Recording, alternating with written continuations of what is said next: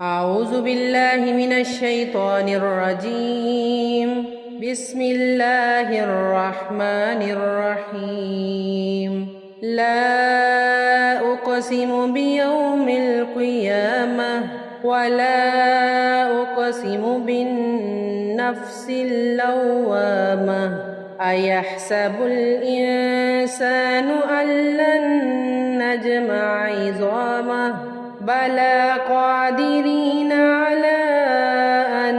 نسوي بنانه بل يريد الإنسان ليفجر أمامه يسأل أيان يوم القيامة فإذا برق البصر وخسف القمر وجمع الشمس والقمر يقول الإنسان يومئذ أين المفر كلا لا وزر إلى ربك يومئذ المستقر ينبأ الإنسان يومئذ بما قدم وأخر بل الإنسان على نفسه بصيرة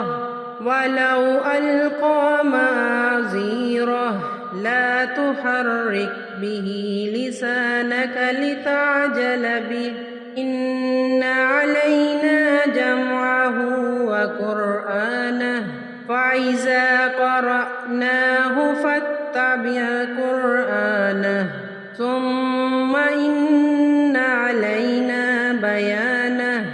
كلا بل تحبون العاجلة وتذرون الآخرة وجوه يومئذ ناظرة إلى ربها ناظرة ووجوه يومئذ باسرة تظن أن يفعل بها فاقرة كلا إذا بلغت التراقي وقيل من راق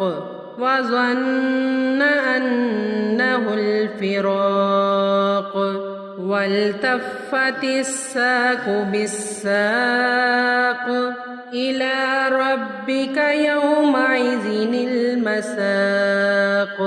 فلا صدق ولا صلى ولكن كذب وتولى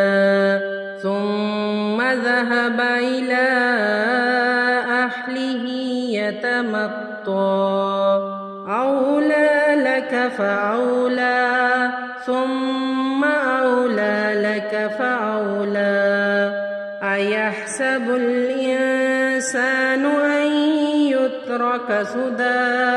ألم يك نطفة من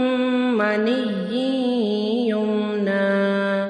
ثم كان علقة فخلق فسوى فجعل منه الزوجين الذكر والأنثى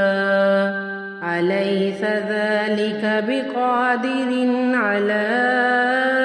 أن يحيي الموتى صدق الله